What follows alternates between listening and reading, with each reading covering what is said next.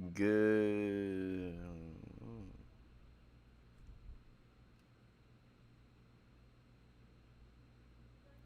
I don't know. Am I relegated? Okay, there it is. Good afternoon, ladies and gentlemen, and welcome to the TASG Watch Party Wednesday afternoon as we continue our Visions live stream from last night. Um, Episode 5. My God, that was beautiful. As well as the twins. The twins. And the It's really twins, good. everybody's talking about the twins right now.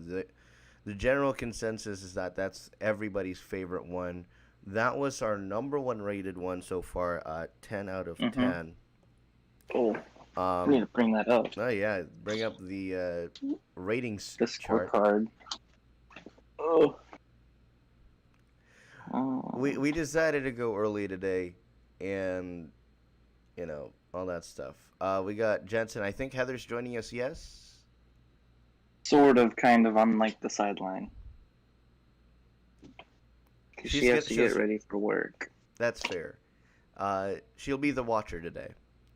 Yep. Not the reviewer, the watcher. And so, if she has any comments that she wants to say, she'll say it. And why not? Like, let her be a part of the out of 10s for how many she sees.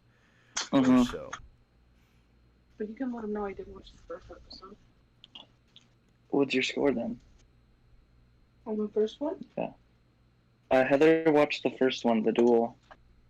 Okay. What did you think of it? 9.5. 9.5. She would give it an 8.5. 8.5. Okay. Yeah. I liked it a lot. I really did too. I mean, like it caught the it caught him off guard that his lightsaber is red. I'm looking at this one. Corey Van Dyke says that he finished Star Wars Visions 1, 4, 5. Of the first 5 episodes are standouts, and then 7 and 8, which we will be able to see in just a little bit, are standouts for him. So we're gonna get this party started. We already have our group watch set up, and we're gonna hit start stream whenever we're ready. 3, 2, 1. Episode 6, Toby T0BI. 14 minutes. 14-minute episode. Hold on, I need to pause. I'm sorry. Go ahead. I'm not getting audio. What the Devices media. Pinto beans. AKA Galaxy Buds. Okay.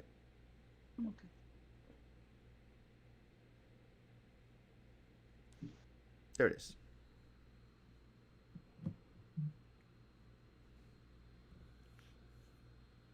This studio is Science Saru. Oh. Whatever's playing, whatever audio is playing, I don't want to touch the settings right now. Darn, it's English stuff. I'm sorry. Wait, is yours playing? Yes. Mine is not. Oh, shit. And we're going to go English sub, Japanese dub, because that was fun. Right. I started rewatching a couple of them, and do we need to restart? I will leave and come back to see if that fixes it. Syncing the group. How's that? Join stream. Okay. Start it? Playing now? There we go. Science Good. Okay. And Japanese dub, English sub, that was a lot of fun. Here we go.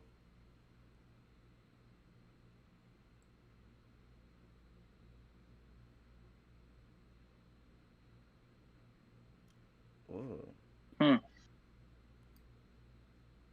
Droids, but what if it were developed by Apple?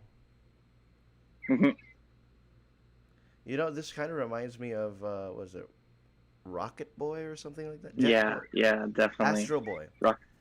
Astro Boy, that's right.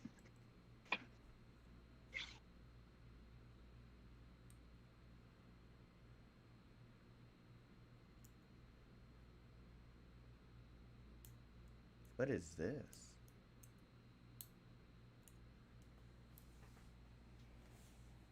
Wow.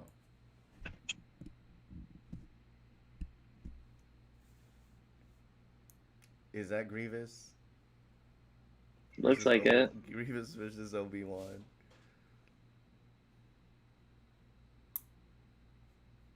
It's like Santa Claus.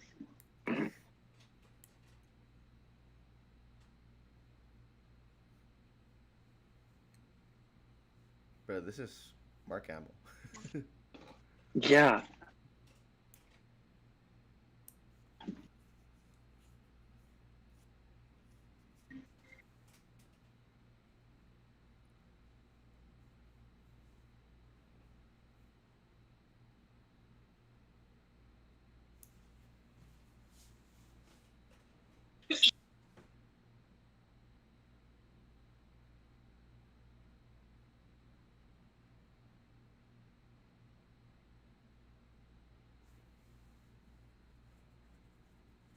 Hashtag Ezra.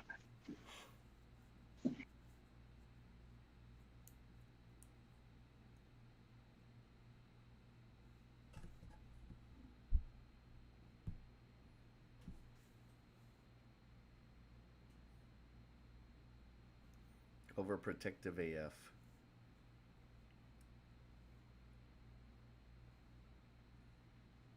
Wow.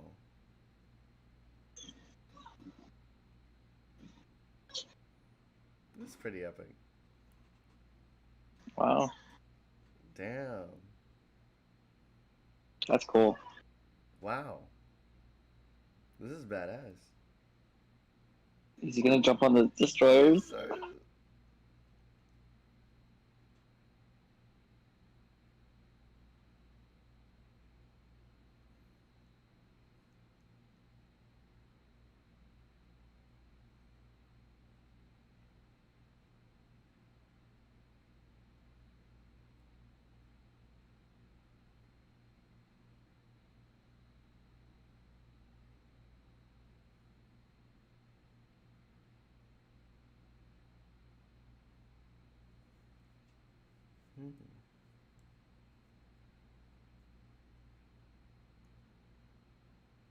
Kaiban Crystal. Love that.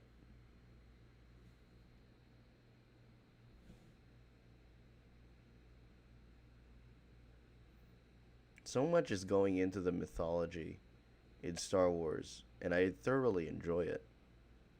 Uh-huh.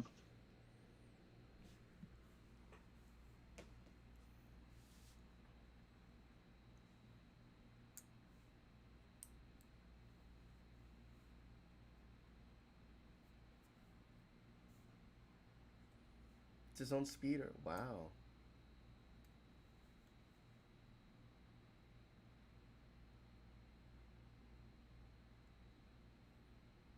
I've noticed that a lot of the music choices really makes it sound like a bit of Black Panther. Yeah.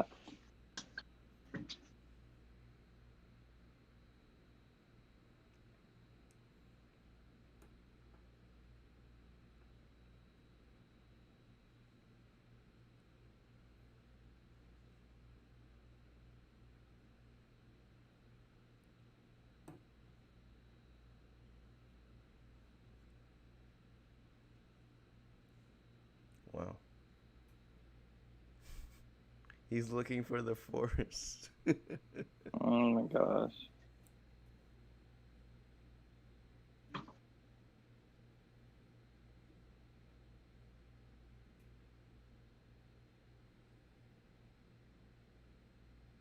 Ooh.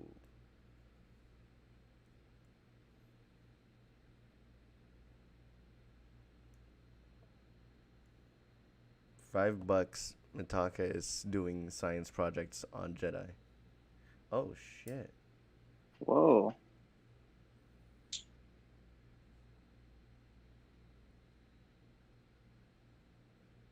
How does he know? Right?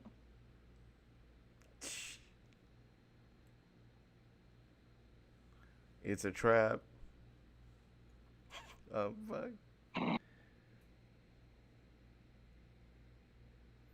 Ooh. Inquisitor. Ooh. Do you Obi-Wan? Oh, he's named after Obi-Wan. That makes sense. Uh,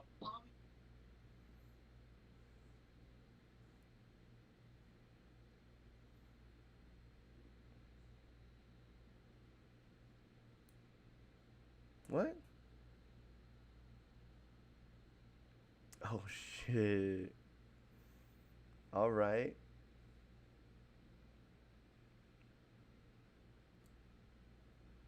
Order 66 kind of thing.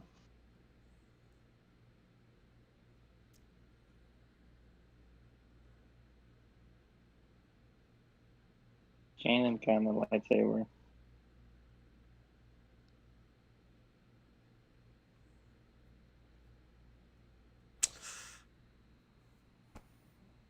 Oh, Damn, that's sad.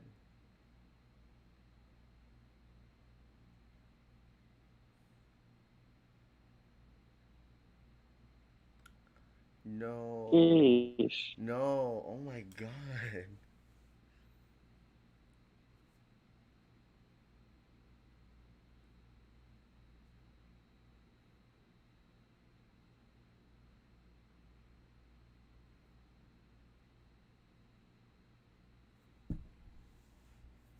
Damn.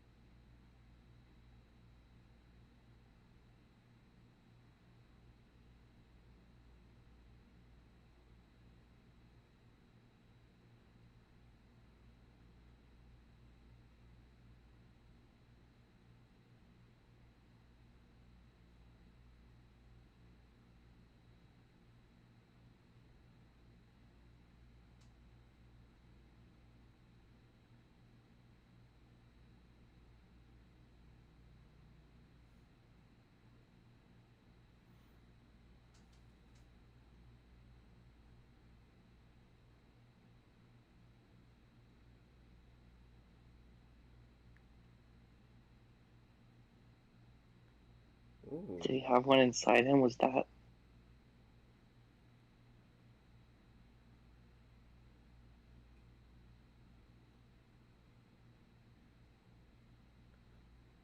All of a sudden he can do that? Fucking Mary Sue. I love it. It's cute though. Oh shit. Ooh. Damn. Sheesh. No, no, no, it ain't. It ain't a Jedi, bro.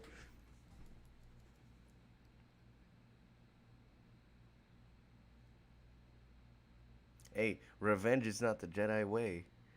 Revenge is not the Jedi way.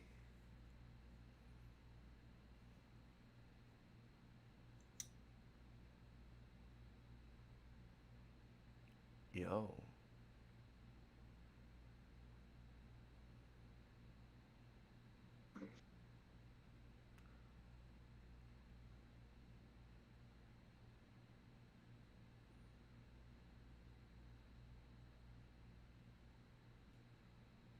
World Between Worlds? Right?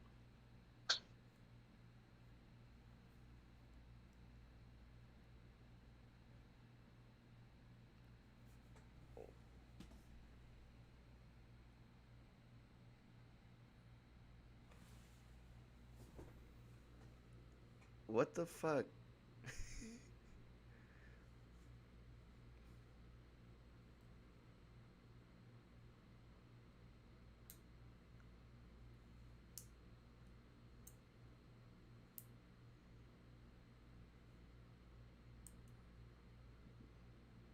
Wow.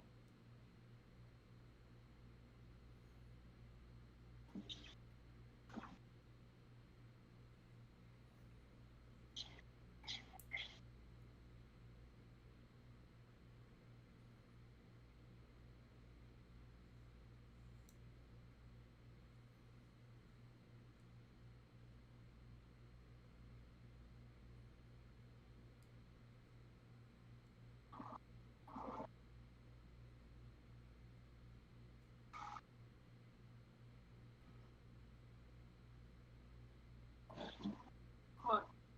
Hey. Okay. No.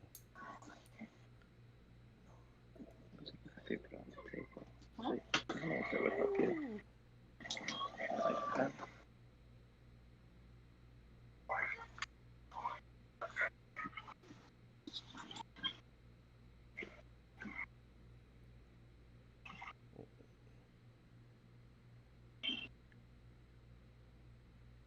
He really is a true Jedi.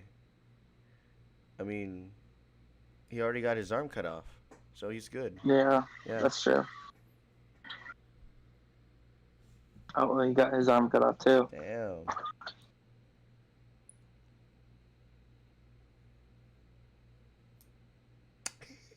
Nice. God.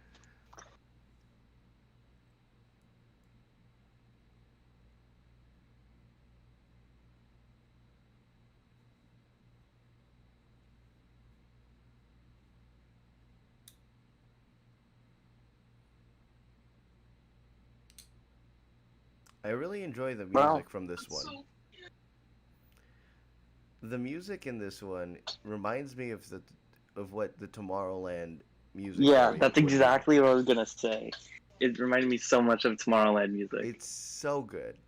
Um, the story going into it, um, I thought it was named Toby, but no, Tob1. It's like that's clearly a reference. I was like, I see what you did there. We all do, and I thoroughly enjoyed it. Um, though the natural progression of things would run a little too fast, in my opinion, for the story, Yeah. which is going to dock it unfortunately in my final rating. But overall, it's a cute story. It really is, and um, Professor Mitaka is like we don't really know what his intentions were, who he is. He kept calling him by the professor or Mitaka, Yeah. like Professor Mitaka. It isn't until he goes into the basement to see that there's a ship there, and it's a hidden. It's a legend of the Jedi Temple, um, and he inadvertently calls out to all the other Jedi who's left, which alerts the Empire and draws an Inquisitor to their location. And I'd say that there's something that's very what do you call it? Wholesome? I don't know. Um, Yeah. it's very childlike wonder in innocent. There's something very innocent in doing that. Yeah.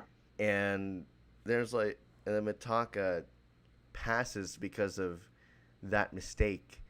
And so he's like, well, I guess I'll continue his studies and all that shit.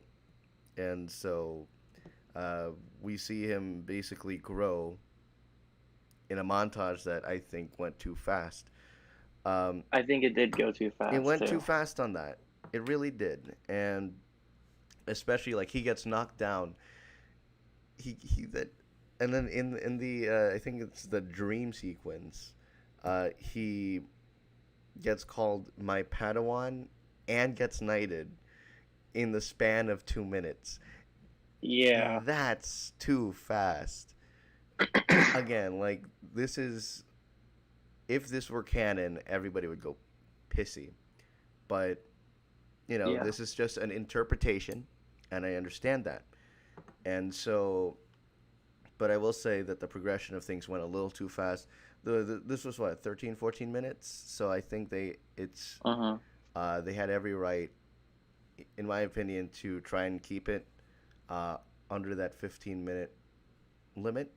But I feel like there could have been something to at least drag it on a little bit. I mean, we took a look at the Village Bride, and that one was well strewn out, and I think it still had a Yeah. 14-minute. I almost said wait time, a 14-minute uh, thing runtime, and Yeah. so I think this is one that they really rushed, and I feel like it went too fast, and for that reason, my out of 10 rating is going to be 7.5. Mm. I'm going to give it a 6.5. A 6.5. Ooh. I didn't. I mean, yes, of course, it's a cute story and everything. Number one issue was it was way too fast. Mm. Um, Number two is that there wasn't any like. I mean, I love the artwork kind of thing where he was like he made himself into like a Jedi kind of thing Mm-hmm. and started that was pretty good. But there wasn't any space travel kind of thing. There was no uh like outer space esque kind of thing.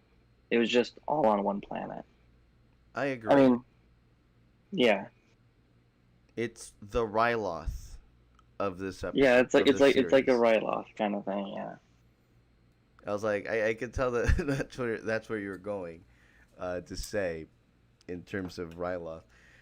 Um, that being said, it's another twin suns planet that we yeah. visit. I feel like Are what we on like Tatooine again? three or four episodes that have twin sun planets So that's already so far.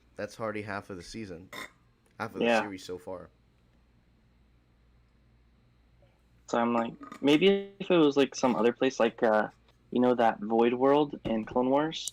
Yes, If it was that planet, I'd be more interested. or something like Malachor, a Sith Yeah, planet, yeah, or anything of the such other than Tatooine. I mean, yeah, we've held Tatooine already had a Tatooine Rhapsody in yep. episode 2, so that was that. But Hmm. again, overall, a great, cute story. Things happen too quickly, and I think it deserves what it deserves. You know what? I'll actually side with your rating. I'll drop it down to 6.5. Hmm. Um, I was already gonna give it an 8, but I felt that that was also a little too generous. Um, Right. just because I really enjoyed the Inquisitor versus Obi-Wan's Yes. uh, that battle. That was wow. He gets Yeah. so down, and then he gets back up in the most heroic Right. fashion. That was an amazing part of the Yeah. story. But I again, agree. And then he just cut off his arm, so that was even better. yeah. So he's a true Jedi. Yeah. But again, if it were canon, TPM would say, or TFM would say that Tob wanted to marry Sue. All Yeah. right, moving on. Episode 7, The Elder. Here we go.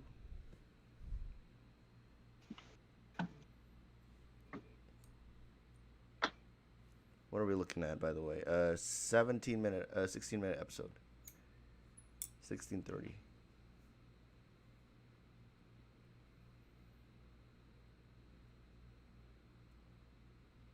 We're going back to Trigger Studios, The Elder. Ooh. Kanan. Ezra? Ezra. Yeah. Dan. Something like that. These names are hilarious.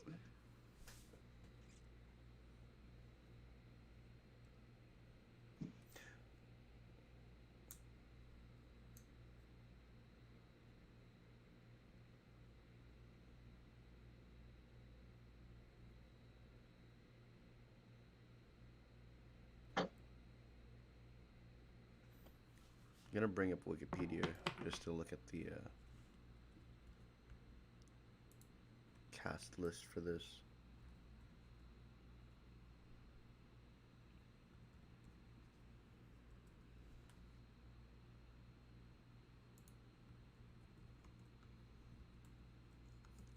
Let me guess. Visit Tatooine again.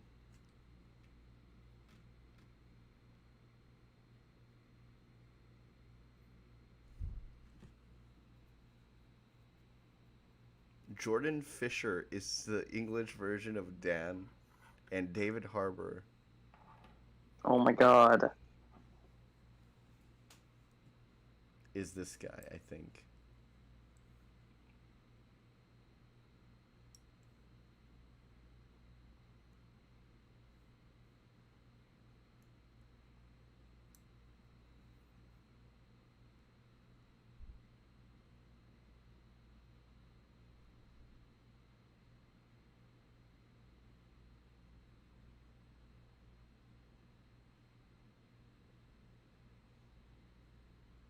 Oh, so this is prequel era, huh? Yes. Because Padawan braids. Yeah. Still yet to touch a single Resistance era, if we are.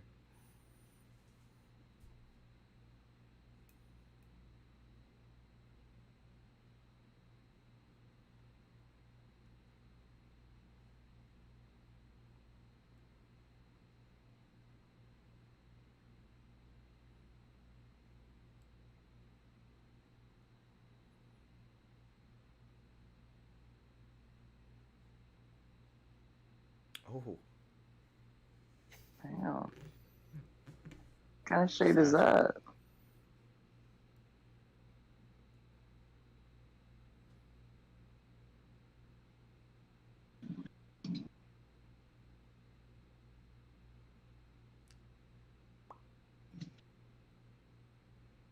It's a gaseous planet?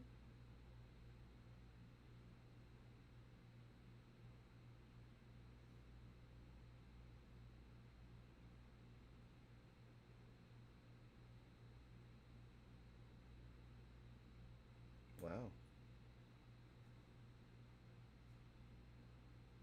Reminds me of that place in Mandalorian where they find Yeah. Ahsoka. No, I think it's more of the teaching the villagers how to fight episode in season one. Oh yeah, the fish village. Yeah. Except this is more of like a rice farming. Yeah.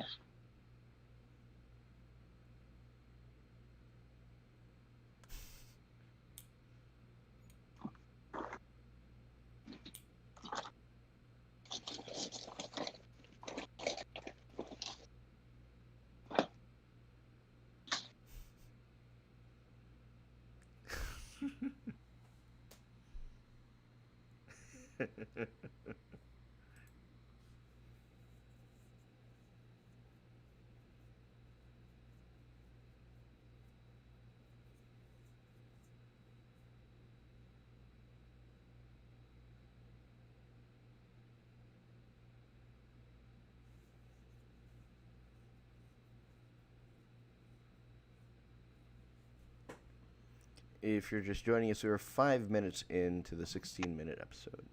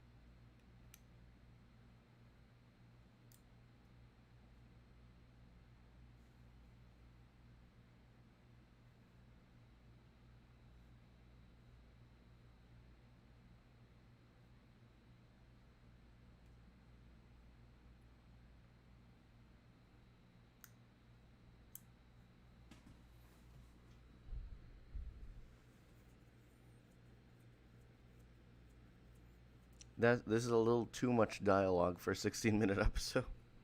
Yeah. Let's hope that the action is good.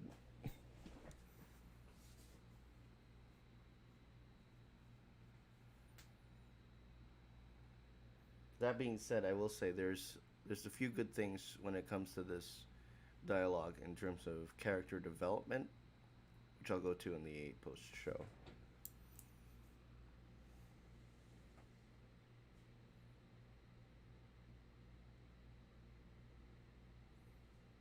Oh. Oh, wow.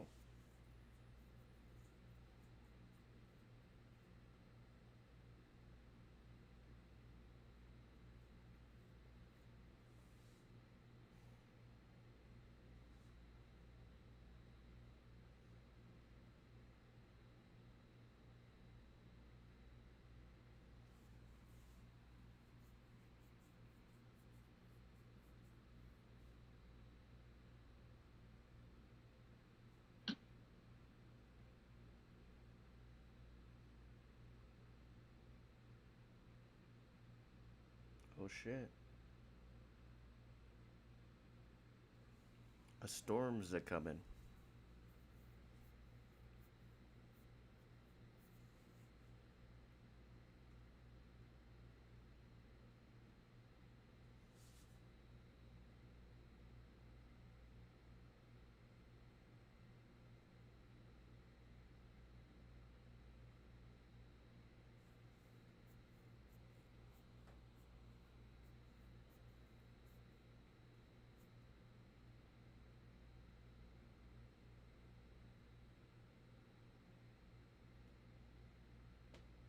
Honestly, I'm starting to think that he might have gotten to the kids already. Because he said the Oh. kids. Oh shit, there it is. Ugh.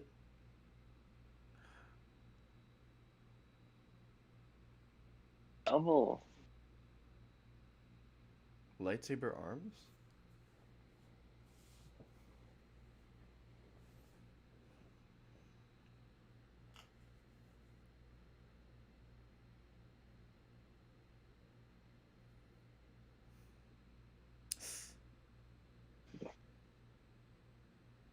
Bones crack.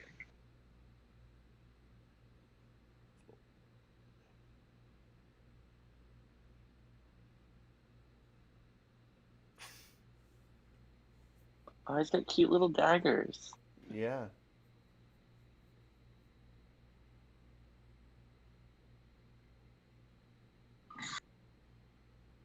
Ugh.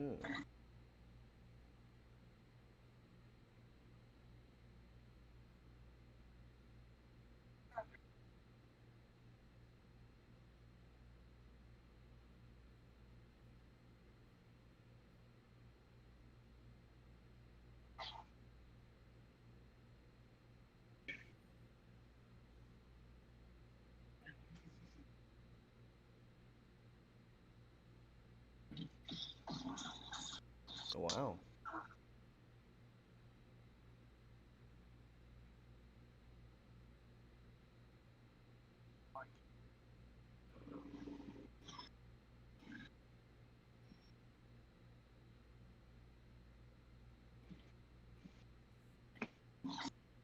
What a fighting style.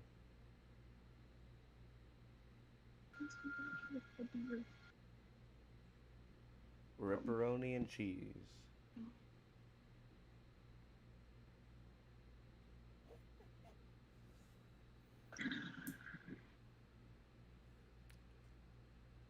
Damn.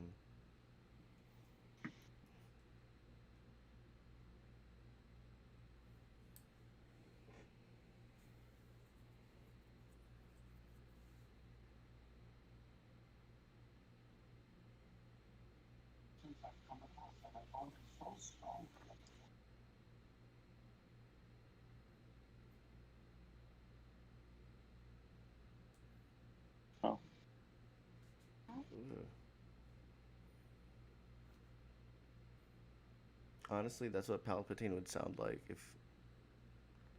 Oh, Now that's a lightsaber color I've never seen. Lime yeah. green. That's a little too green for me.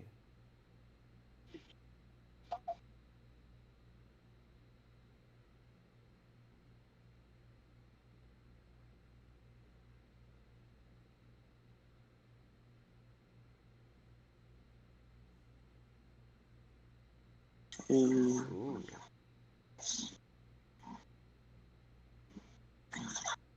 damn.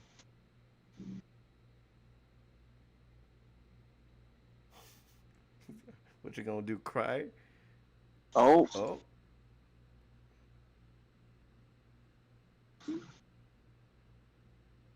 yeah, there's lightning.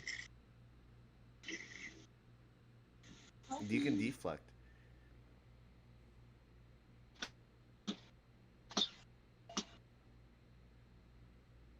He's still alive. Wow. Oh, yeah. That was a good one. Yeah, that's good. Okay. We'll return in episode 9. Oh, Oh, shit. Oh.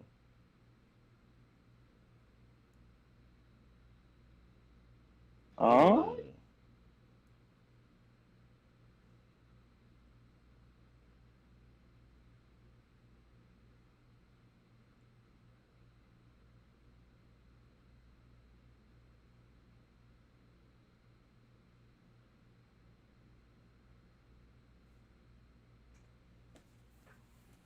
Hashtag Razor Crest.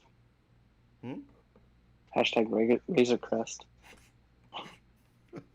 That's true.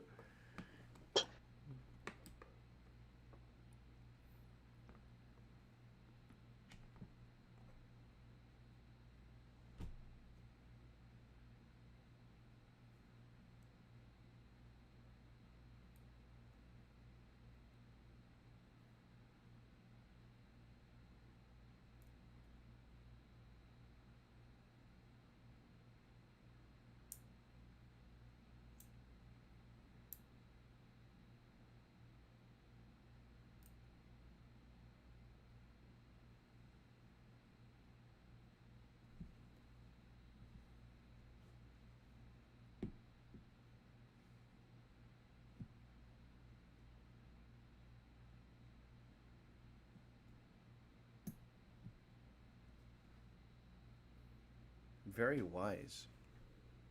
Yeah, this is a very wise kind of like lesson episode. Yeah. very open one.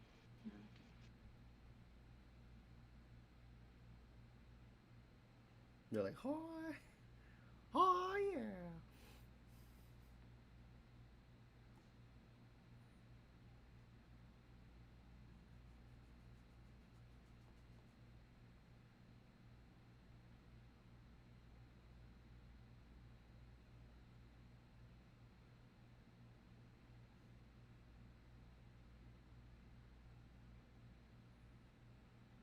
Boom.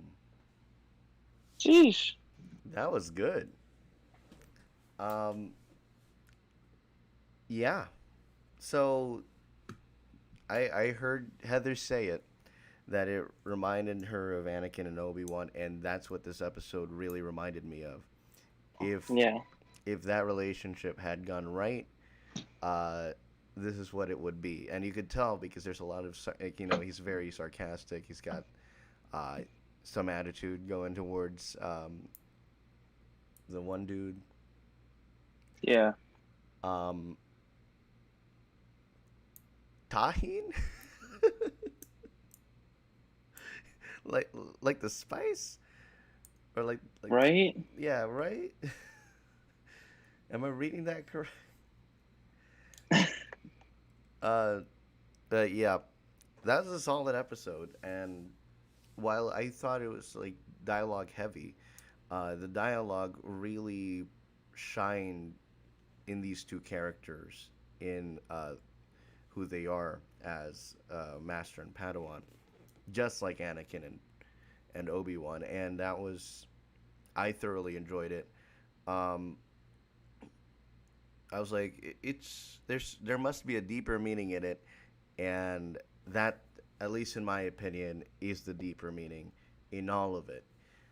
Um, the fight sequence, my goodness, Yeah, that was good. it was really good, and it really shows again how weak he's become Hmm. because bones cracking, Yeah, uh, bones cracking. bones cracking, and just the way that he moves is just not as agile. He's still agile No, it's as a not. Sith, but he's Yeah. just going just jump, jump. And then when he dies, he becomes like rocks or something.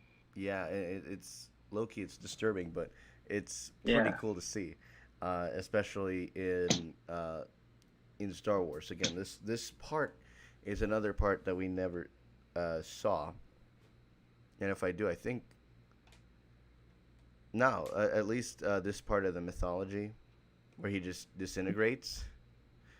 Yeah. First, he blows up his own ship. I don't understand why, but uh, he disintegrates, and it's I don't know why. Why do you think he did that? I don't know. Maybe to uh I don't know. But it's also very interesting because Tahin here he sensed the elder, but Hmm. Dan didn't, and that Right. that that's like why did because this is clearly a Sith, but not a Sith Lord. So Maybe trained because in he was Sith. so weak. Maybe because the Sith Lord was so weak, only like a strong Jedi could sense him.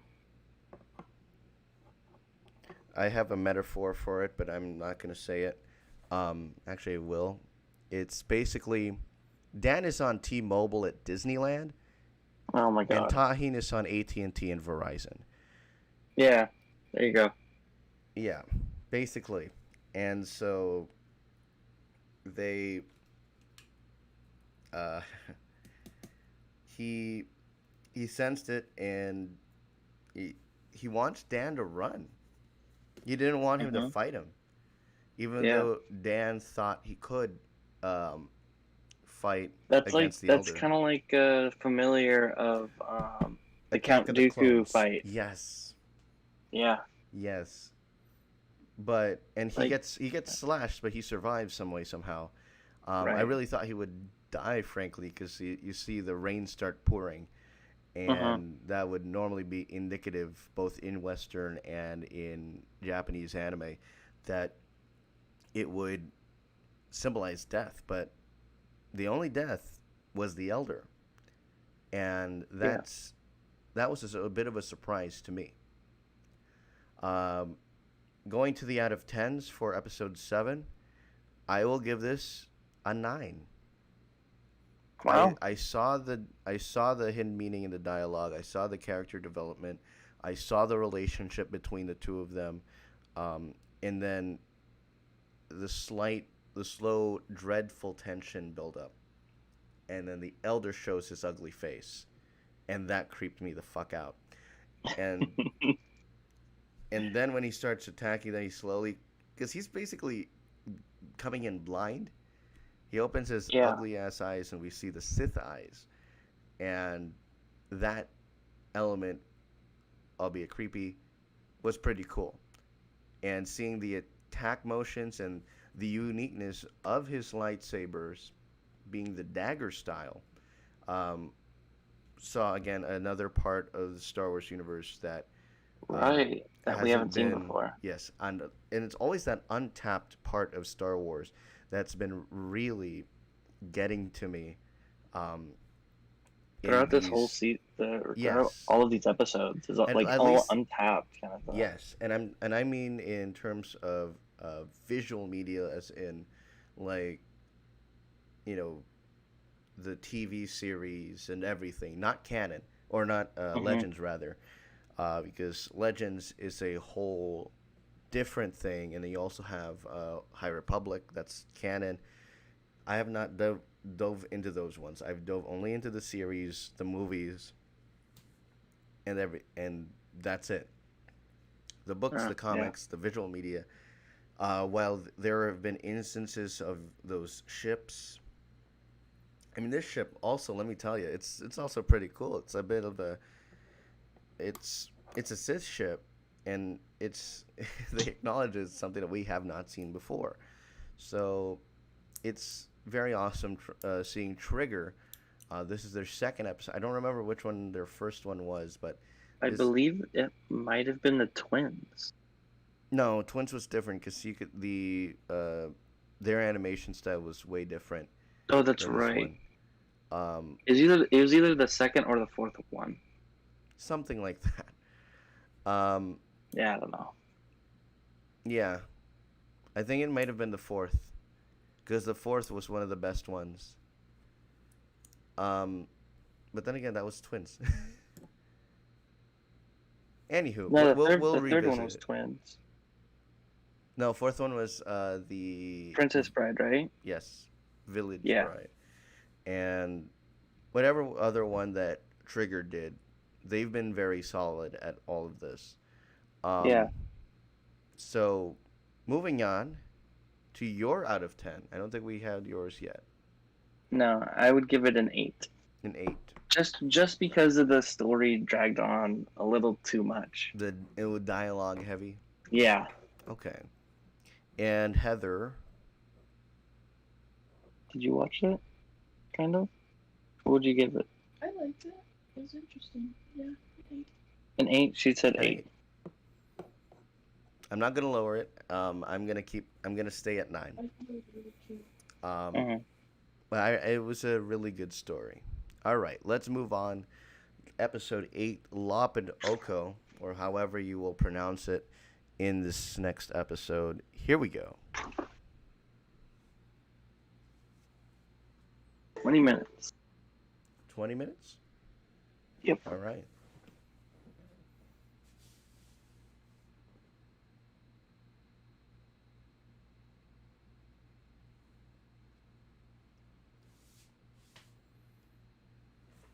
Turn on drive.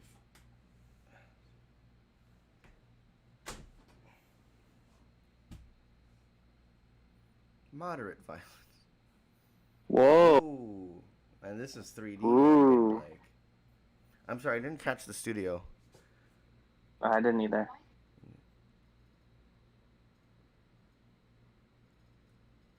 We've got a narrator World of too.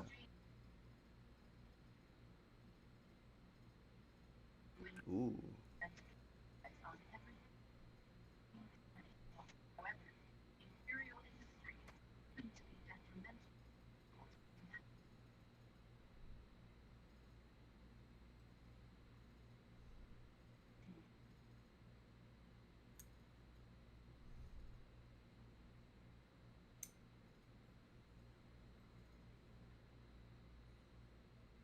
This underworld is reminds me so much of. Oh, this is the bunny girl. Mm.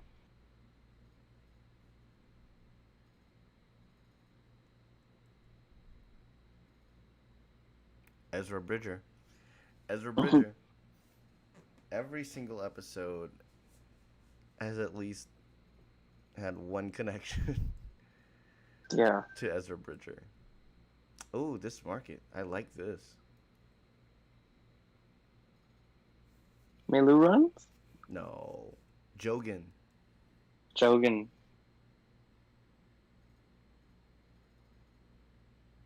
Anakin.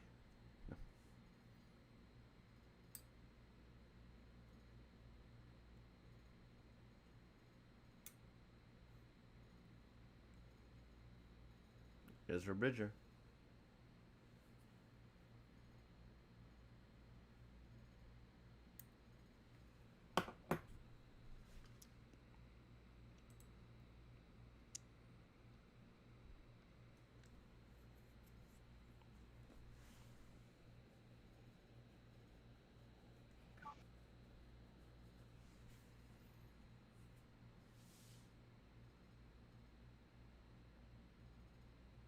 Is she supposed to be the mother figure or a sister figure?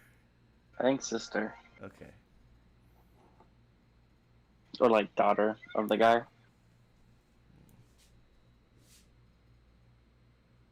Thanks, Hey, Dink Barrick. Barrick.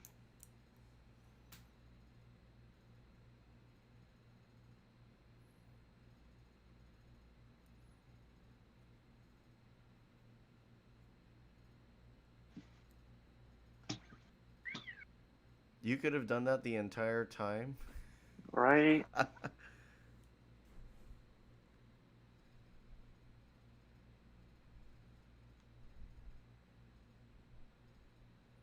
Just like that. Oh. Oh. Oh. Wow.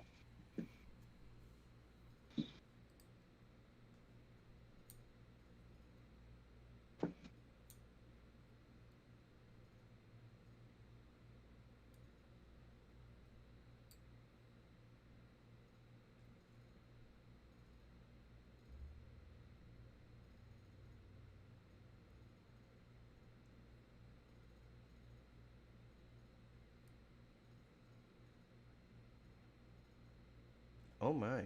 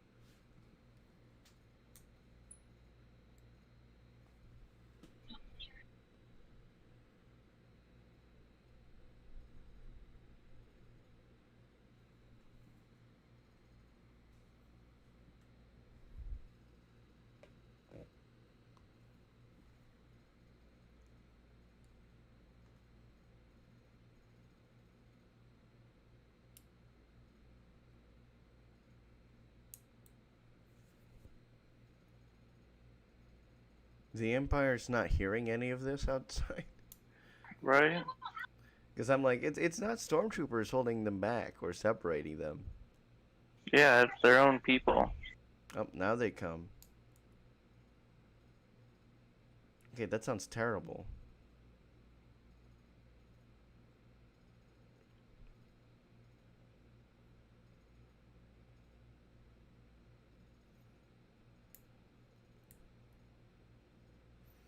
I will say this is very interesting that the main characters are Imperial sympathizers. Uh-huh.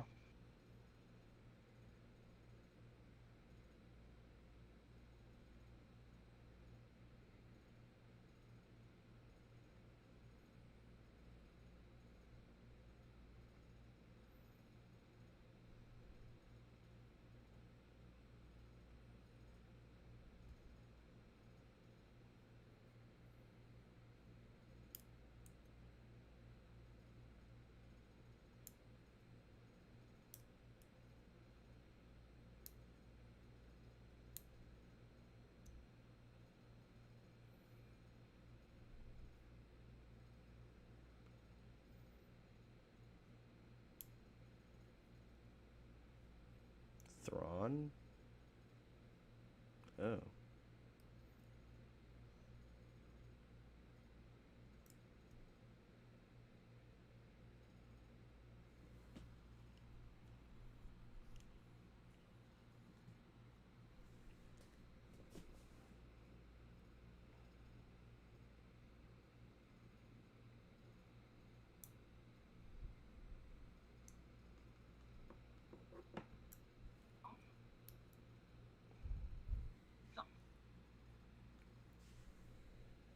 This version of the Imperial March is interesting.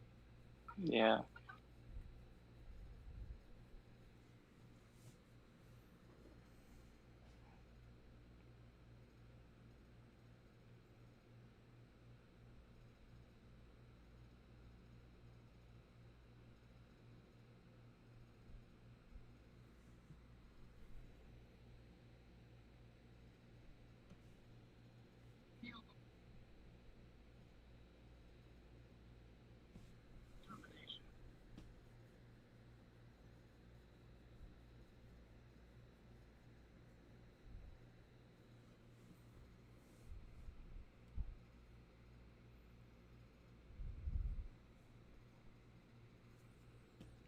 If you're just joining us, we are 8 minutes, 20 seconds.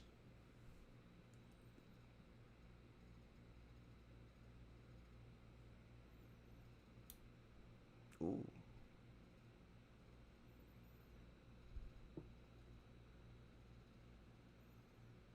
Wow. Damn.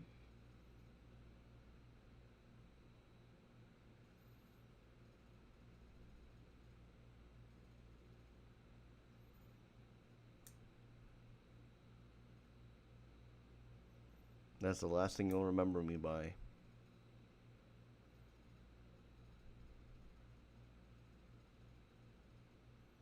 Oh my god. Oh. Oh, fuck.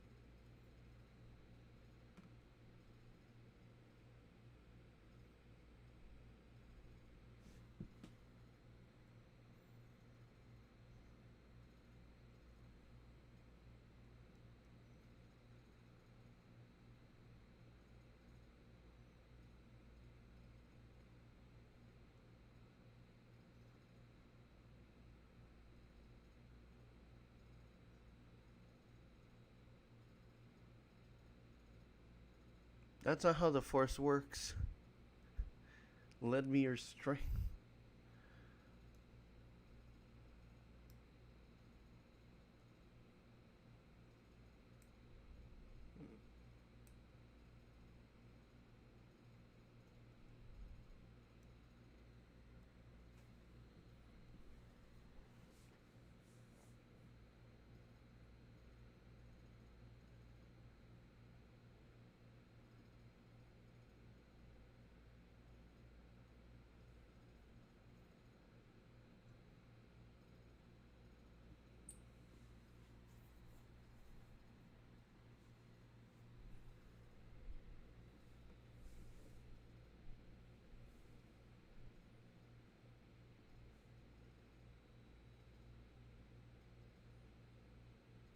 Hey. Oh.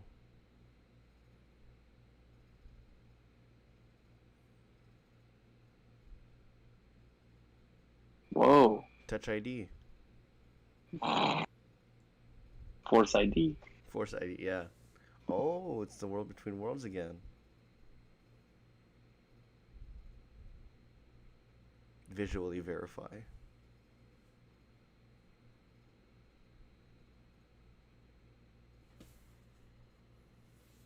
Ooh.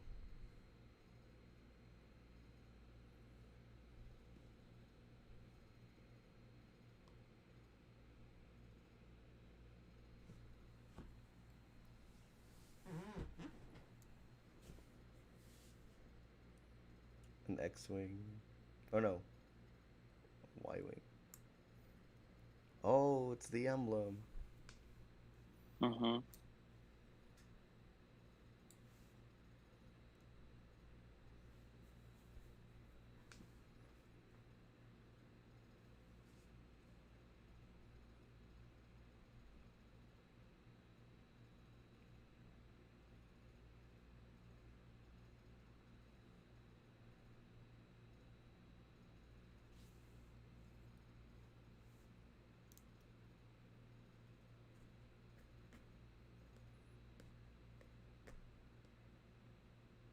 This looks like something that's straight out of specifically High Republic.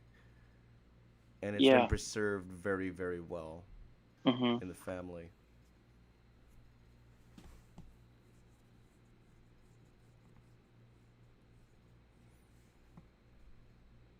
What color do you think it is? I'm guessing yellow. White. White. White.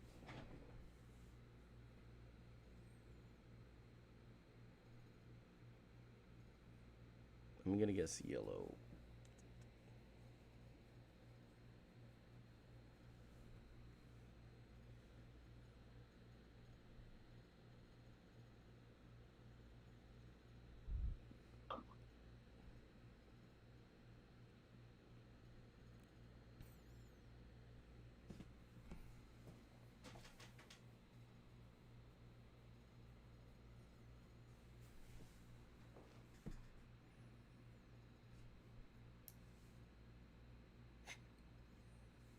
I love you, but I love the Empire more.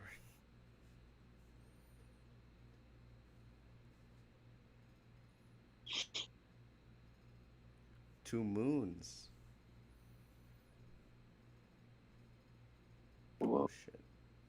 Did he blow up the ship? Oh no. Yaksabos. Hey, she's driving a Tesla. She got that plaid Tesla. Wow. That's moving so slow.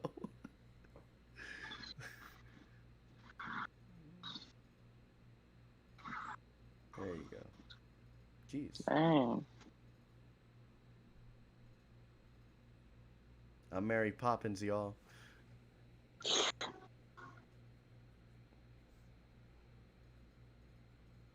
Whoa. Wow. Smells like Dark It's a Troopers? Beyblade. Whoa. Oh. She became a high-profile officer. Hey, he's got that Ahsoka formation, though. Mm-hmm. Ahsoka. I'm hearing some audio leakage. Sorry. I'll turn it down.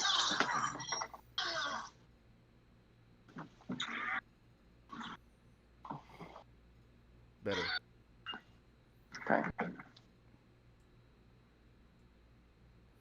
You know what this is? This is basically Kylo Ren and Ray Finn? Or what? no. Oh my God. Han Solo. Oh, On a gotcha. ship. That's what this is.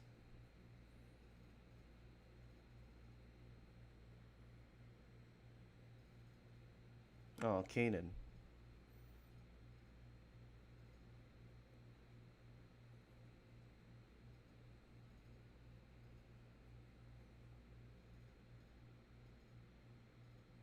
I'm right here.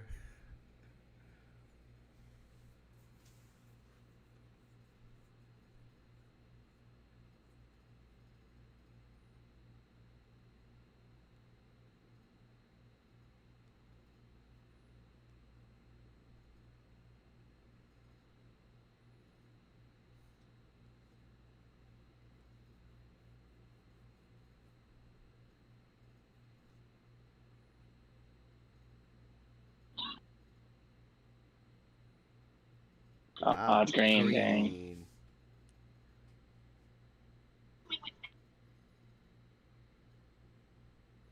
Interesting that it has inscriptions. Yeah. Maybe that's what they do in High Republic, is they put inscriptions on it. Oh. Wow. No, this is the same studio that did the Twins. Mm. I can see the art style in Lob. Yeah. It's all in the eyes, really.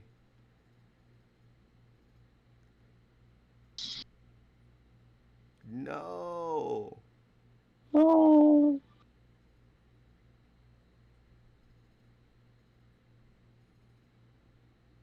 Oh, are you? Okay.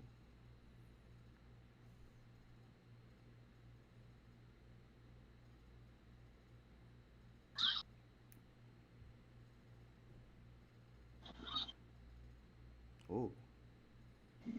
Hey.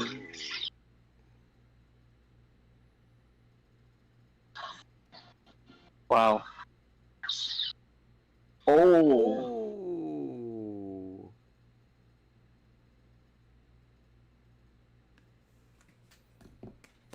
Oh. What? What the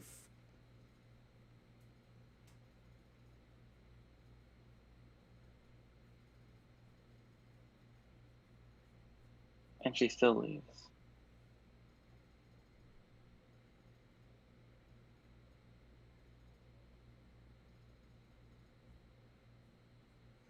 Okay.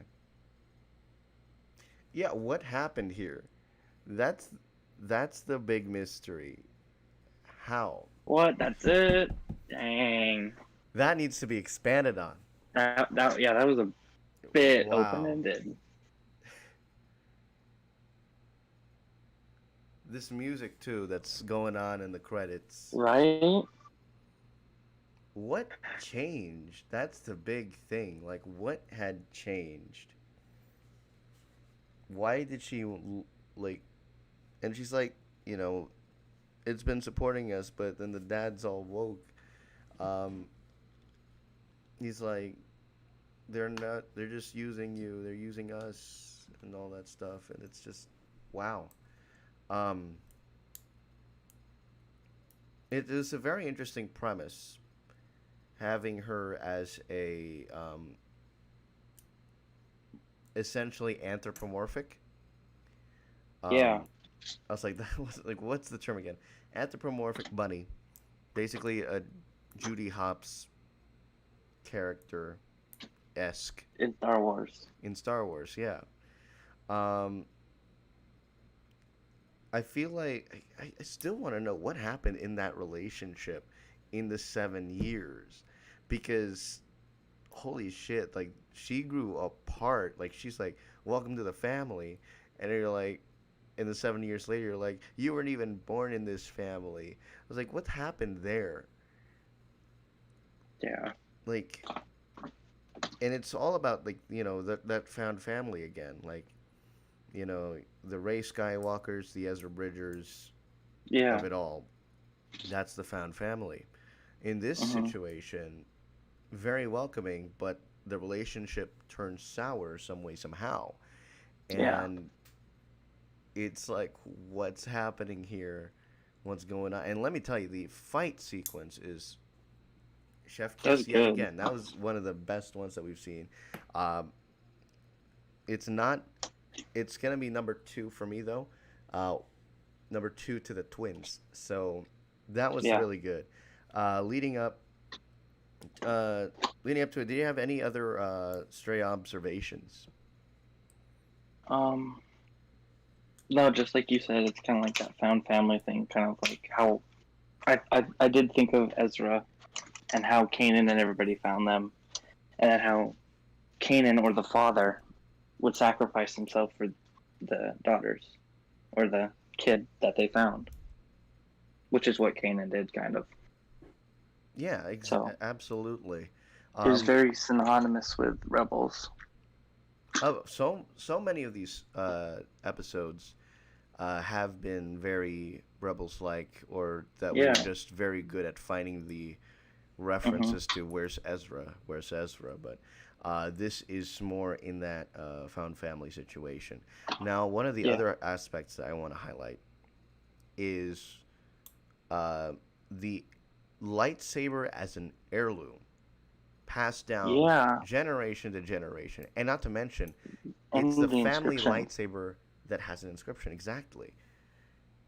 What's going on in your mind when you're thinking about that?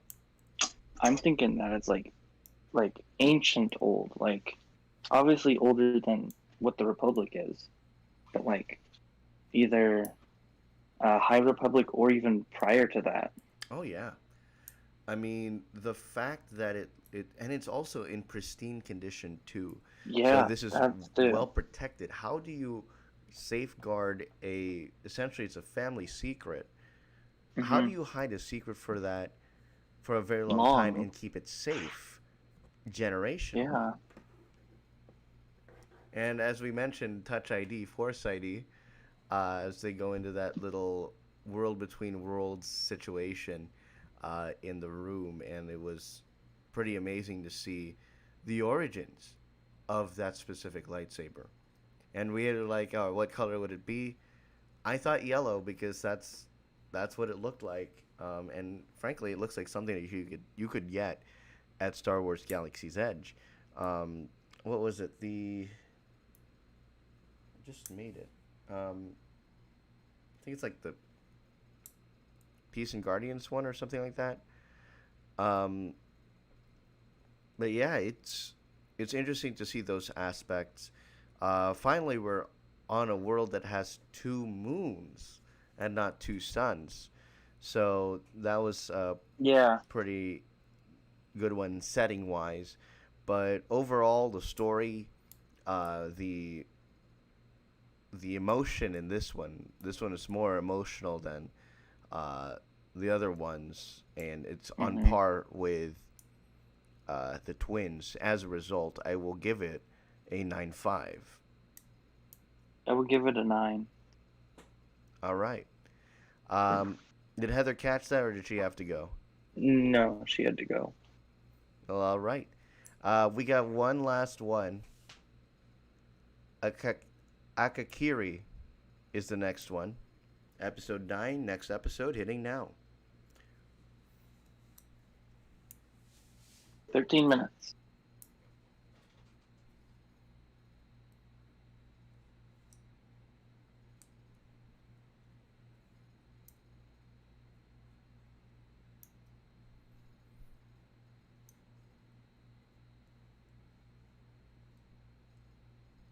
Silent Science Saru Saru. again.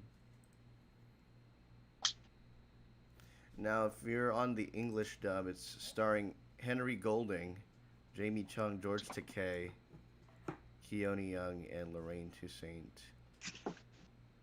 So we have a Trekkie in the Star Wars universe now. Dude, this looks like the Tusken this Raiders? looks like the place where Grogu's temple was. Ooh. Ezra Bridger?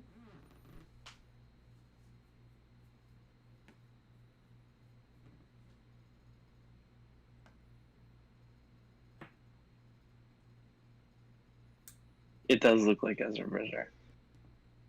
Oh.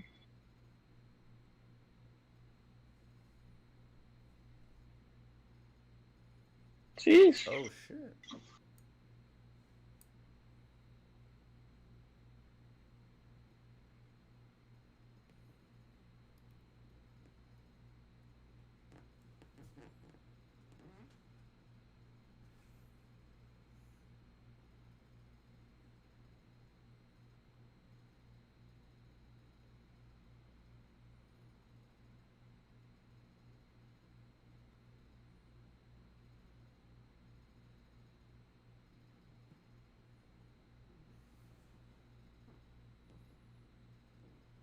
Whoa.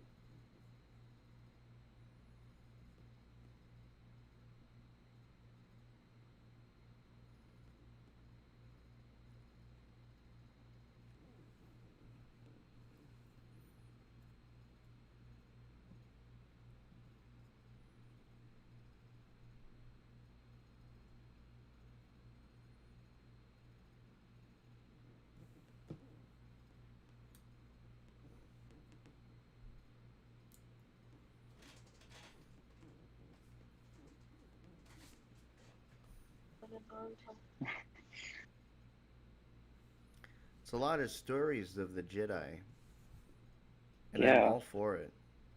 But give us some sort of balance where we see those villagers. I would have liked to see some sort of episode like episode 2, Tatooine Rhapsody again. But yeah, Mhm. that's fine.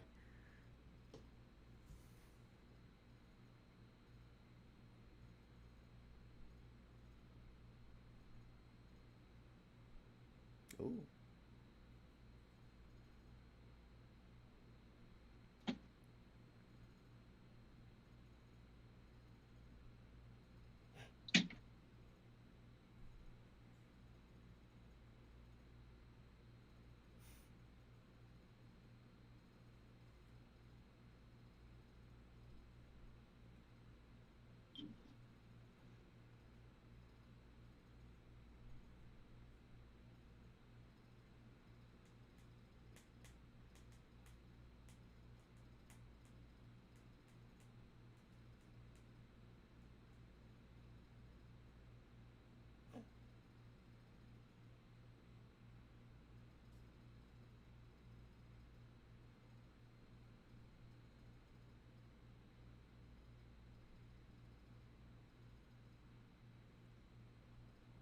There's a lot of nature in many of these episodes, and I really enjoyed it.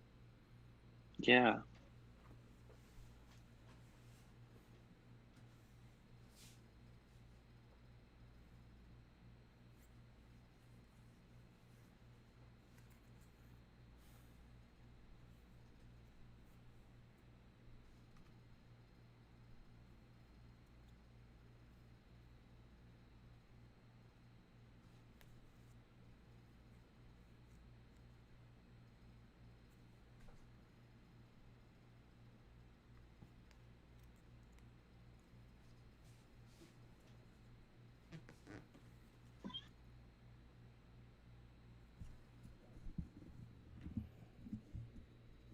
Those two guys remind me of characters from Avatar. Yeah. The very Like the goofy Earth one. Kingdom guys that are Yeah, singing the Secret Tunnel song. yeah,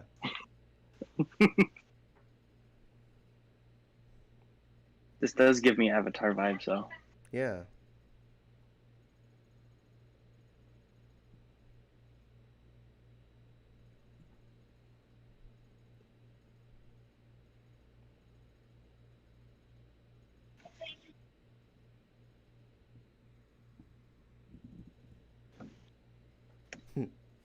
Yeah, this entire episode's giving me Avatar vibes.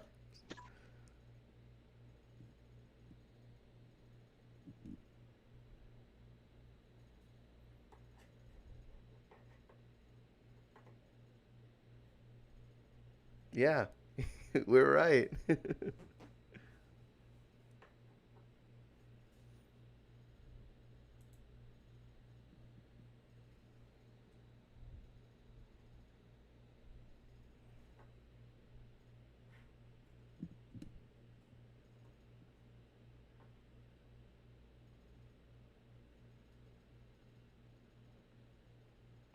He's getting a Star Wars vision.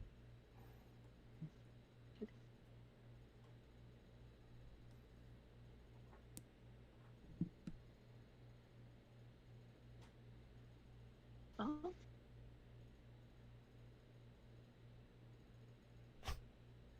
Oh,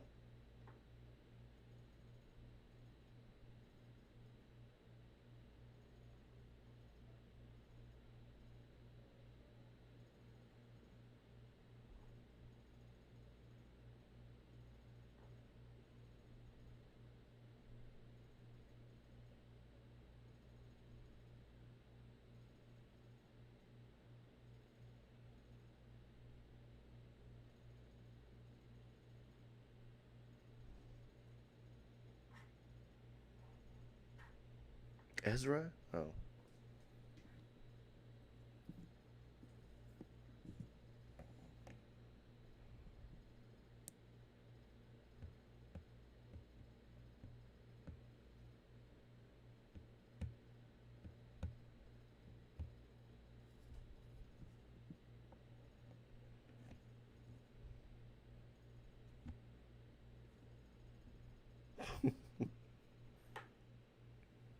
It's like, really?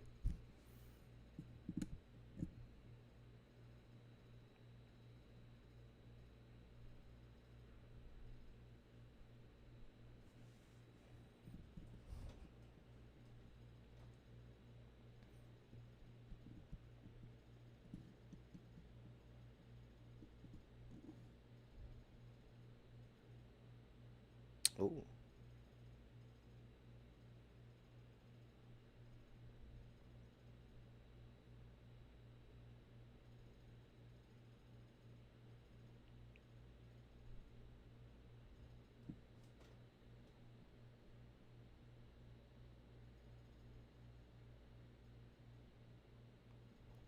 Ooh.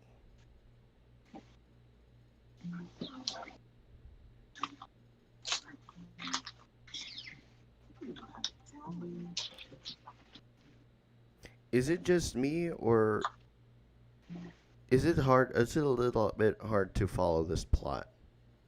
It is. Because there's been some shots that were like that seem like they were randomly put in. Yeah, I feel that too.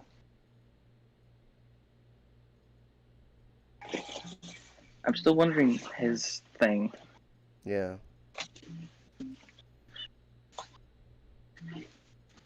I wonder if he's force sensitive. Kind of, Oh, he is.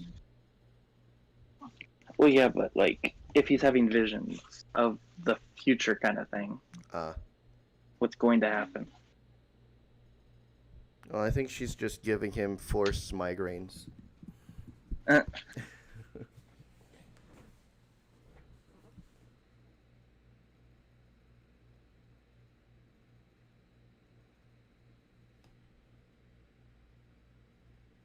Oh shit. oh, oh, those are the temple guards. But the temple guard mask.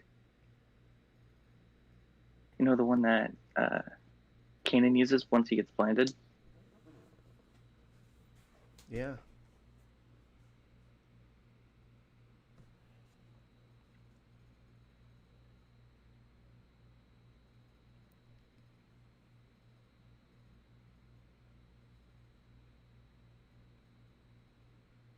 Oh shit.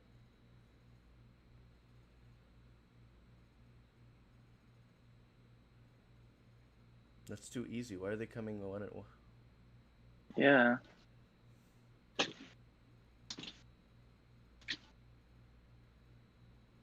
And that's his sister, isn't it?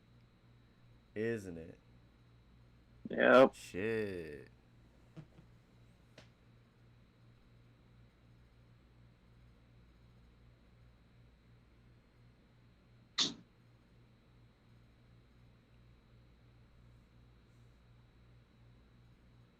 Sheesh.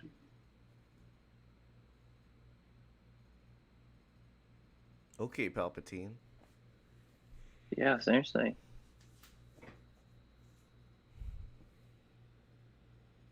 This is like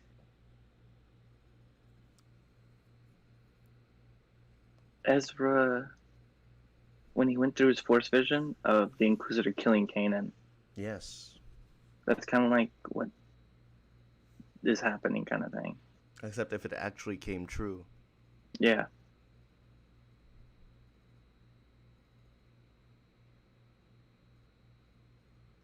Excuse me?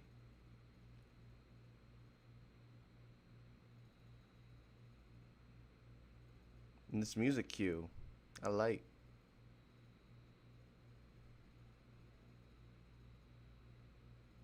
Oh, Oh my god.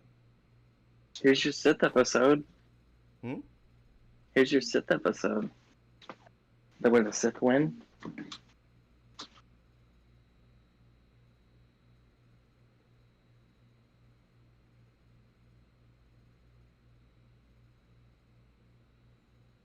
Is that finally a Sith episode? Mm-hmm.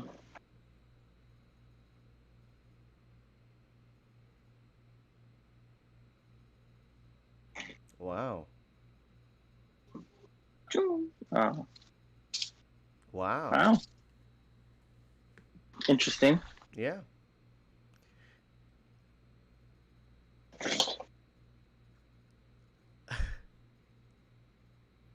The last one finally ended in a Star Wars vision. That was a good episode, but Yeah. it was a little bit tough to follow the plot. And so it that was an Avatar kind of like storytelling style too, also. is that a good thing or a bad thing? What do you Uh, think? um, I think it's a bad thing. Because it's getting into something that's very familiar. Yeah. When And like, it's oh, this is Star Wars? I forgot. this Like, is like, like I only remembered it was Star Wars when they mhm. started fighting with their lightsabers. Yeah. Otherwise, it felt like an Avatar kind of episode to me.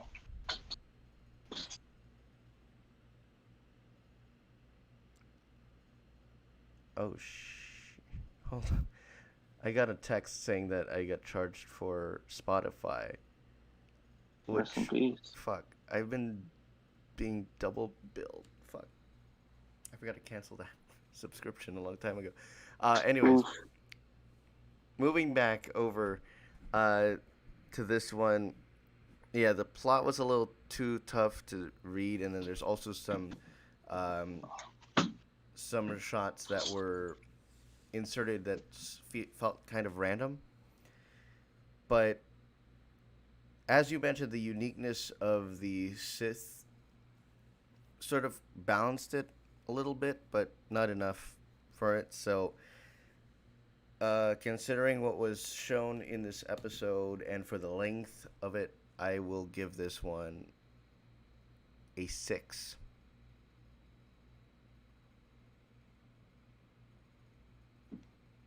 Oh. Is that too low? Um, Or is it just a no, 5? I don't think so because yeah, Not much I really think happened. I think that's fair. Yeah. I'm giving it a 6 because again that plot was a little too confusing. Why did they go all the way there? It might have to take me Yeah, 2 or 3 rewatches to to fully understand what's going on, kind of thing. right. And at present, it wasn't as clear as it should be, and Mhm. so I gave what I gave it, and that's that. I Um, I what's your agree. I rating? agree with that. You're gonna No, keep I it as agree with the 6. Yeah. yeah. This is the this is like where you know you had a really great episode, and then you follow it up with a meh episode to Yeah. end the season or the series or hopefully there's a second season um, Yeah. brought up because this was a really good show. Um, with that being said, we've told our out of 10 so far already. What is the final average score The average is 8.25. for you or for me or for both Combined. combined? Okay. Yours was 8.3. Mine was 8.1. So a solid 8, and I'll say that the first 5 episodes really were amazing examples Mhm. of Star Wars storytelling, um, from a unique, different point of view. And you go into these ones, and it got a little bit rocky in these final 4 episodes, but Mhm. nevertheless, it's It's still Star Wars. yes, Star Wars is Star Wars, and they had a different perspective. They had a different what do you call it? Their own little interpretation of Star Wars, Yes, exactly. I kind don't of know why thing. I'm Yeah. stumbling on my words today. um, yeah, it was A+. A+ to the studios, and let me point out Trigger Studios because I think so Yeah. far they've had the best episodes.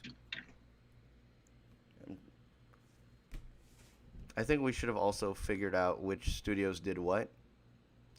Mhm. Um, I think it's safe to say we can leave the group watch and then I'll scrub through and see what happens.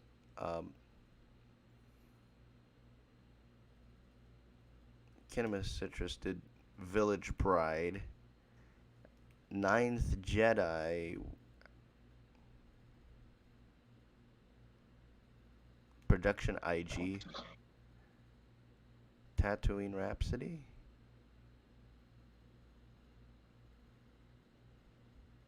Studio Colorido.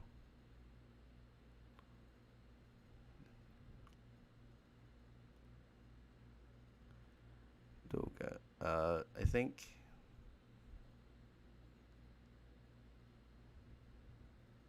No, yeah, you were right. The twins. Oh, okay. The So it was right. twins. Was the trigger? Yeah, that the twins was Trigger and Lop and Ocho. Lop and Ocho was also Trigger, Oh, okay. and that you could clearly see the two similarities in the. No, The Lop and Ocho character was kind of Kino thing. Studio. Really? Yeah, wait, what was it? Elder. Elder Mm. was like. Yeah, Elder. You could see it in some of the characters, but overall, Trigger I think had couple of the best ones. What was our rating for 7? Because you rated it down, 7. I rated it up. 7. You rated 9. I rated 8. Yeah. So Trigger of all of these ones had the best ones in my opinion. Um, I forgot what other studio did too, but you know, all that stuff. If we were to rank it based on our on our out of tens, what would the order be? Let's start with Out of yours. like all of the episodes. Out of all the episodes, the final ranking of these 9 episodes based on our out of tens, starting with yours, what would it be? Uh,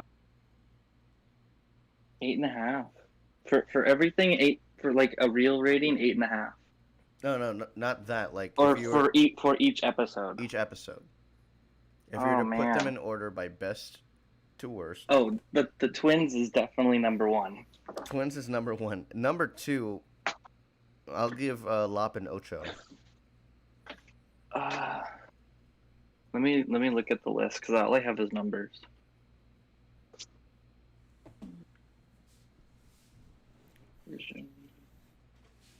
I think one of the Akakiri is gonna be my lowest one because this one disappointed me a lot. Mhm. TOB1 would I'd put it in the middle a little bit. Elder is a top 5.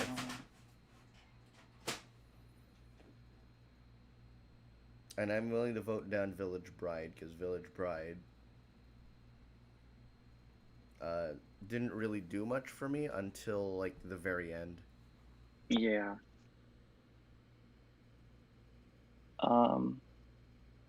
Top 5 would be the twins, then the Ninth Jedi, For you? then then the duel, then the Elder, and then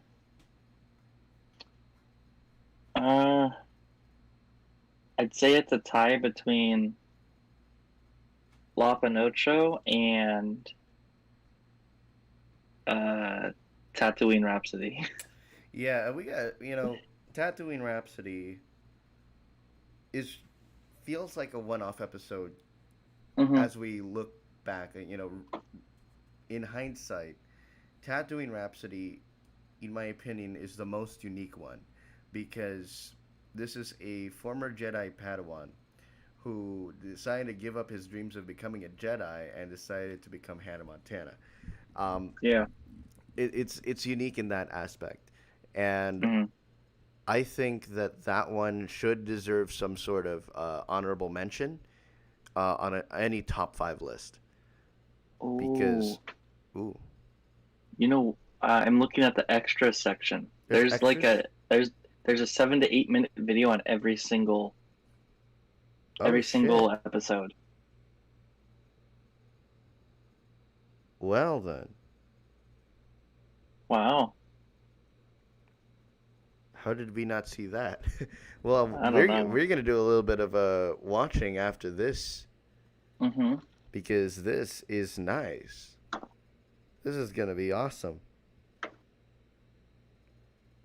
And I'm very excited to see if there's going to be a future for this because so far the general consensus is that it's a great show, but of course you have many in the fandom that aren't going to be very happy with it just because it was produced in Japan. Yeah. And my perspective on it is that this is a great outlet for Star Wars in Japan. Yeah. You could easily bring any of these aspects to the Disney parks in I'm said Orlando, in Tokyo, because these characters, if you make a Galaxy's Edge or if you market it in Tomorrowland, you could easily make these characters marketable too. Like Lop, you Yeah. can make that marketable. Um, this would really gain the interest of Star Wars in Japan. And George Lucas even said that portions of the Jedi fighting styles are based in Japanese samurai techniques, and Huh, yeah, that's right. that's the main takeaway. So it's a little bit of giving back to the original stuff. That's why we saw a lot of Jedi versus Sith, or you know, yeah, Jedi. A lot of Jedi versus Sith in this one, and a lot of the fighting styles are Japanese in style and in Yeah. culture, and it's something that I think it's a breath of fresh air, uh, in Hmm. my opinion, to see that this is official, this is authentic, and this is done in an animation style that um, really hasn't been done in the Star Wars universe before. And Right. thoroughly, this is a very smart move on Star Wars to do. Frankly, I wouldn't mind seeing a version now of Visions in the MCU. Like, if What If was an anime. Oh no, actually, What If is Right. anime. What am I talking about? Well, kind of. We kinda. Yeah, but It's an it's Americanized, it's comic-y, yes, comic-y animated. comic-y in style, and that's very apparent and obvious in that series. What are your main takeaways from this series as a whole? I know I've been rambling on a lot about it. What are your thoughts? What are your takeaways? Um, it definitely represents uh more of a what would you call it? More of a view on Star Wars than actually based on Star Wars kind of thing. Interesting. I don't know if that makes sense. No, it does. It's the interpretations of Star Wars that these anime studios make are just unique. They read Star Wars, they understand the assignment, They and understand the assignment, that's right. yeah, And that they do it. They get it done. and it's in a very unique way that we Yeah. haven't seen ever before, and they're very exploratory in many of the aspects, like the Force. How they interpret the Yes. Force has been very unique. I mean, we Yeah, just because saw Force healing. it's mostly like environment and like being one with nature kind of thing. They Yes, understand that part of the force a lot. That's represented in I believe all it, of the shorts that they've done so far. and that's where I believe the specifically we're looking at the non-combative. TOB Hmm. one, that was a very interesting one because they were trying to grow something, and then it rained, and then that enabled it to be one with the Force. The Yeah, Village Bride, especially the Magana, yeah, uh, especially that one. especially that one. That one is very into the nature and the natural part of the Force. Um, then not the Ninth Jedi, not the Elder, but yeah, those two specifically. And then we get things like the Lop and Ocho that looks into the found family dynamic. Lop and Ocho, uh, Tatooine Rhapsody, the Ninth Jedi. Those episodes really honed in on that aspect of Star Wars that really has often been highly Neglected criticized. kind of thing. No, not Yeah. neglected. Criticized. Ray Oh, okay. Skywalker. That's found family. She found family Oh, in right. in Luke and Leia, and when they passed, she decided to keep that name alive. But then everybody started memeing that, and Yeah. and it became, a bit of a controversy within the fandom. Uh, we see things like, of course, Ezra Bridger. Where the hell is he? Um, Mm-hmm. Ezra Bridger is one of the biggest examples of found family, and to a certain extent, Ahsoka Tano as well. Um, Yeah. Basically, found family is hidden in every aspect of Star Wars. We see it with Anakin, Obi Wan, Qui Gon in the prequels, and those three examples in the three eras of Star Wars. That is, it's a main part of it all. Um, so this is truly Star Wars, albeit all in Legends. Hmm. I'd say that this was all in Legends. If this was all canon, we would all be expecting we would be expecting more than just 14, 15, 16, 17 minutes. We would Yeah. also call people like TOB1 a Mary Sue. Um, and again, the one of my favorite ones, my honorable mention, has to be Tattooing Rhapsody, um, because that unique one where you decide to go from being a Jedi Padawan to being a rock sensation. That's not just fun, but it's also very it's it's unique. We don't see anybody giving it up. Ever. Yeah, like Yeah. in Everybody wants to be a Jedi, but he decided he wanted to be a musician. and even in the post Order 66 era, the Jedi, those Jedi Padawans would want to rebuild the Order and fight against the Sith, but he gives Mm-hmm. everything up for the band, and I really enjoyed that. I think that's one episode that I'll be watching a lot. The Twins is another one. TOB1 is another one that I'd watch again. Um, Definitely Akakiri, just to understand what the hell is going on. Mm-hmm. Um, a Jedi returns to his forbidden love to help defend her kingdom from its Sith-like shogun. Whatever that means. So, all that stuff. And in TLB1, the cybernetic boy, who dreams of being a Jedi, discovers a dangerous truth about his creator. Um, we never really got to see this because we would often just hit next episode, so we never really read the descriptions. But if we go one by one, starting with the duel, a wandering stranger with a mysterious past defends a village from powerful bandits. I think that's accurate. Question mark. Yeah.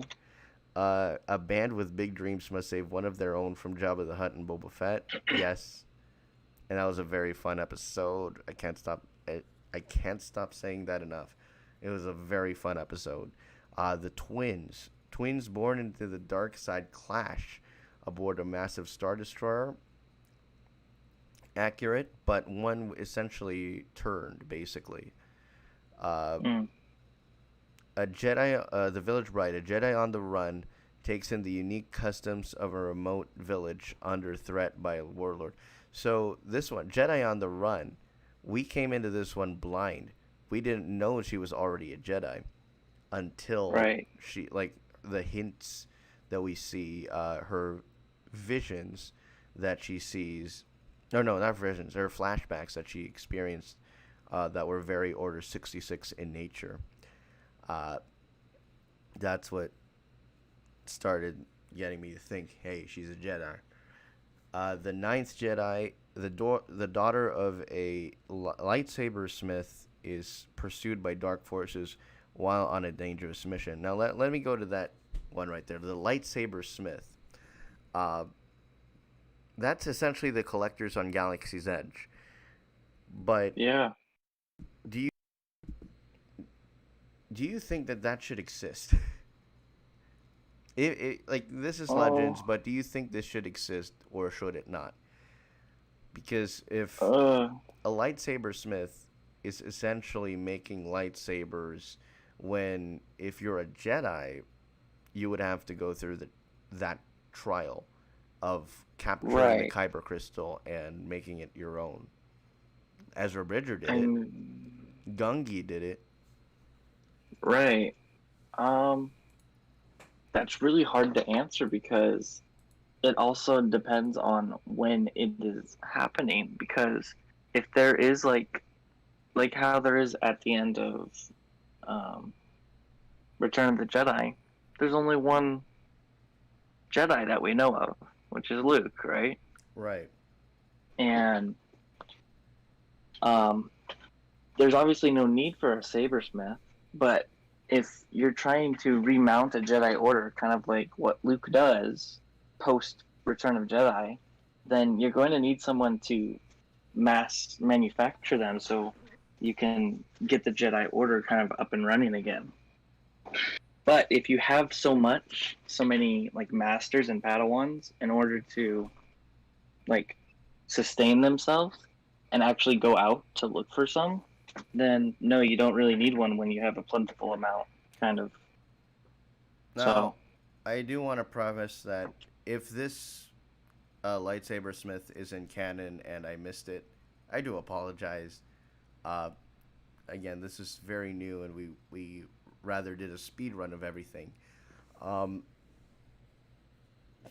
but yeah, that's a very important question. I think that because we saw it in Clone Wars, the official way.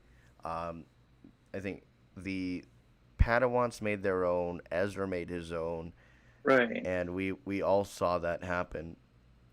We've seen scavengers, but in the context of Star Wars Galaxy's Edge, which we see the collectors, they called it quote scrap metal, and they were able to create it themselves. So everybody is theoretically their own lightsaber smith. So Mm-hmm. it's interesting to see how that goes in canon, and if I missed a major aspect of it, or if it was in text rather than the visual format, then I do apologize if I missed it. We apologize if we missed it. It's easy to miss. Um, TOB1, a cybernetic boy, dreams of becoming Jedi.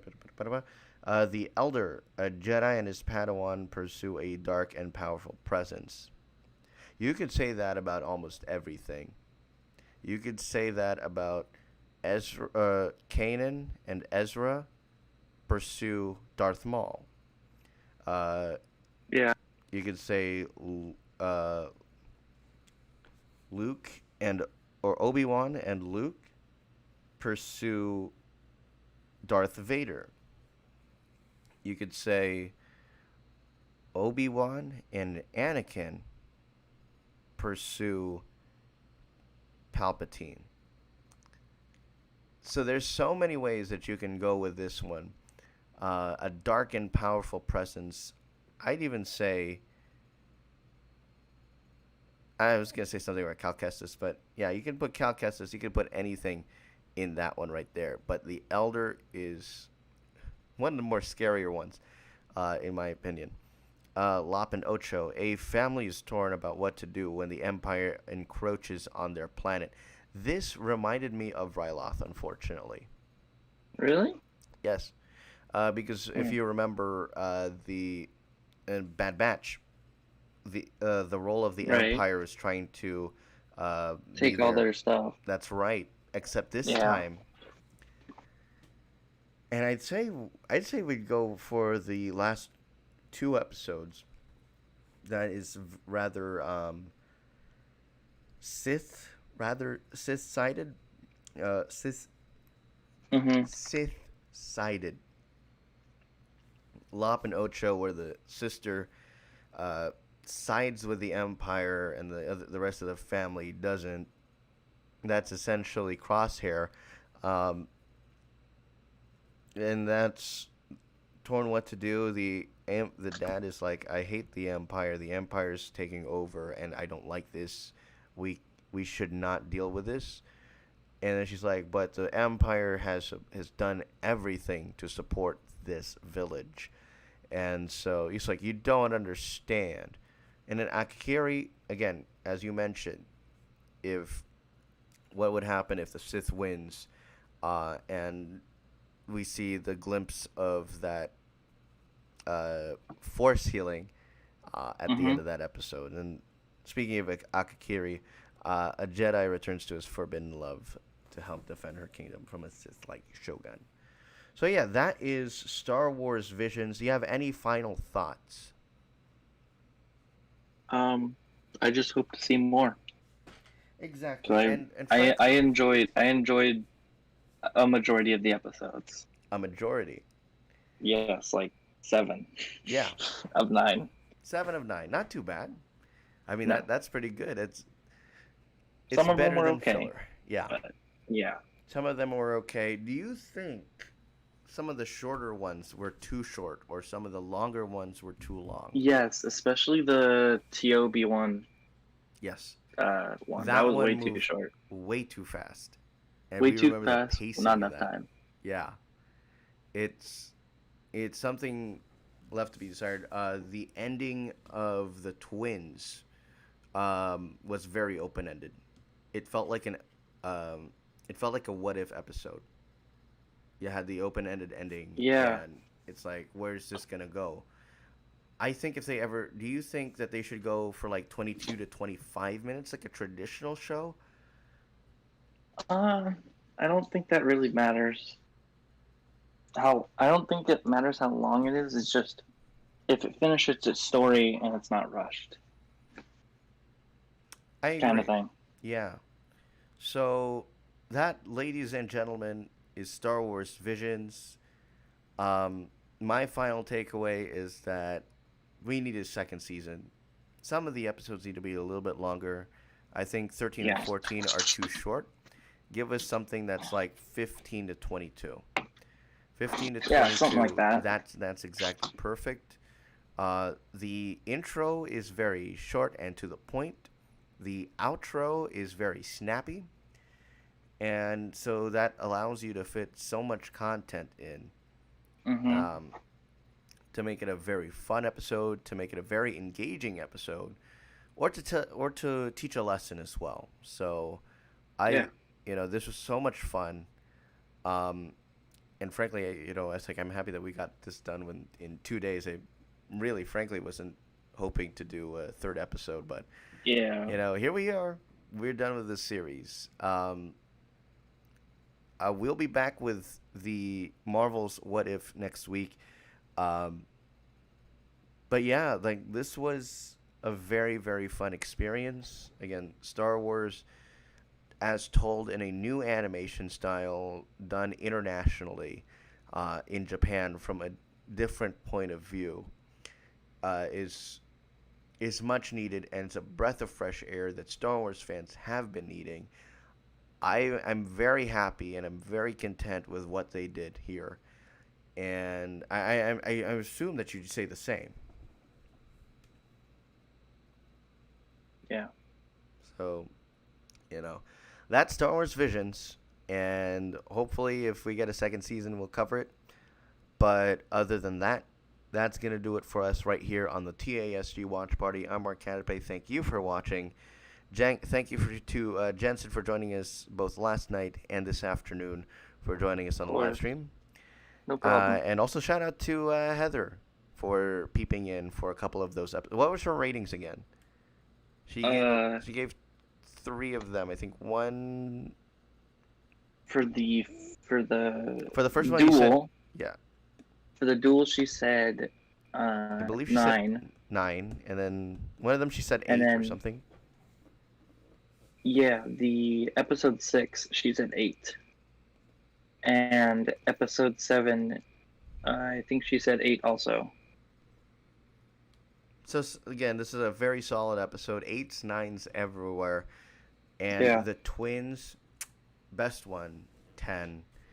Um, I don't think we're gonna like get anything better because I don't know. Like this that's the once you've seen that, just the 3 episodes in, that's the benchmark. Everything else is just fluff. But you know, there's also Lop and Ocho and the Elder that we're up there with it. So yeah, Yeah. that's gonna be it for us. We'll see you guys next Tuesday. TASG Watch Party, and we'll see you guys then. So long. Goodbye.